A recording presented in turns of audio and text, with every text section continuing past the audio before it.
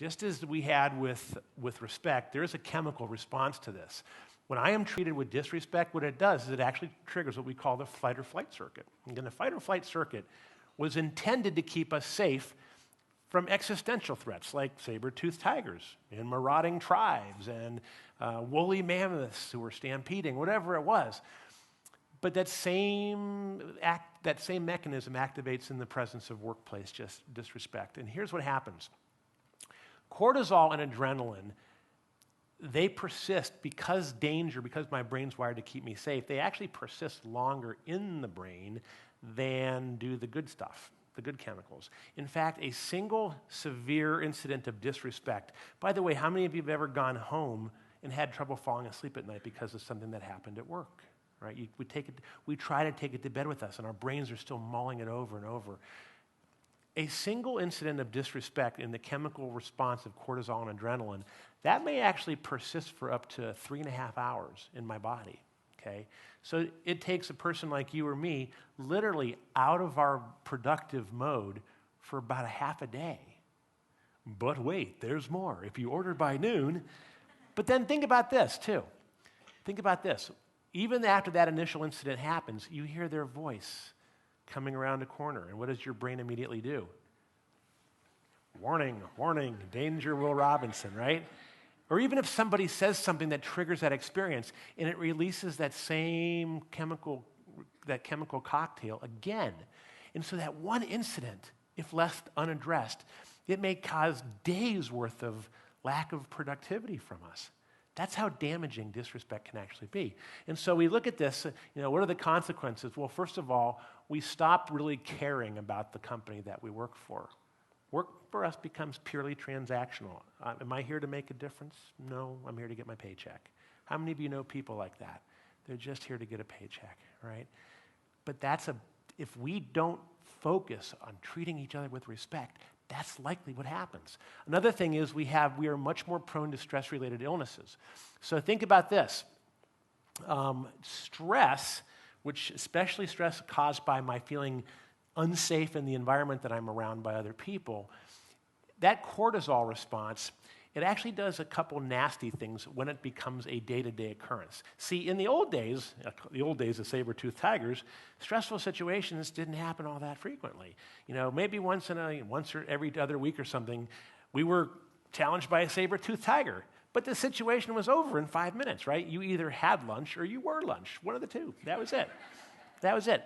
But the problem with today's workforce is if someone was disrespectful to me yesterday, there's a good chance they may do it today and another. So we have this long-term dosing of cortisol around each other. And what cortisol actually does in long-term dosing is it corrodes our cardiovascular system. It actually causes microabrasions on our blood vessels, which then scar over and become magnets for plaque and cholesterol. So we're literally becoming ill around each other if we treat each other with disrespect.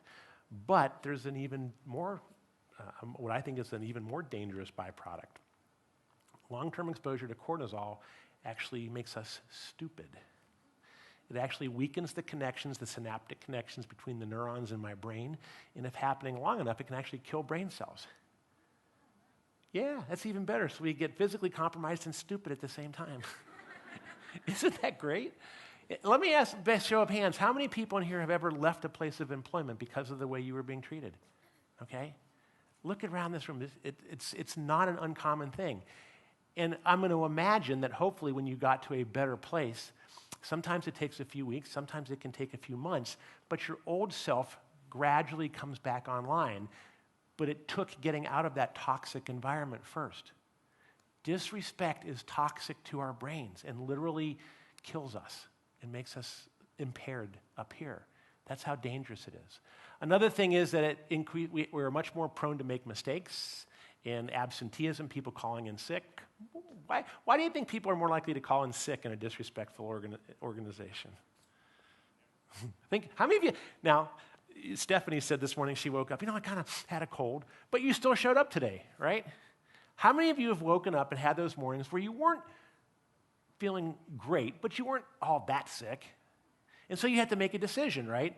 And your brain starts thinking, who am I working with today? Yeah, I'm proud. In fact, this might be a 2-dayer. I can feel it. That's what our brains do. So we're more prone, and we make more mistakes because we're distracted. We have above average employee turnover. And when people leave an organization voluntarily, which caliber usually go? The good ones or the not so good ones?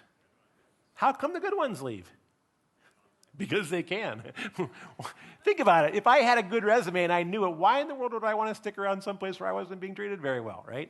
I call it information constipation. People start doing this with information, right? How many of you have ever seen people doing this, withholding things that somebody else needs to do their job or do their job well, right? They start calculating, well, what am I going to get for this if I share this with you? Ooh, I better not share this. I might get in trouble myself. It really slows down the transfer of vital information. Customer satisfaction takes a hit, and at the end of the day, we become much less productive, but also less resilient, all because of that very different chemistry.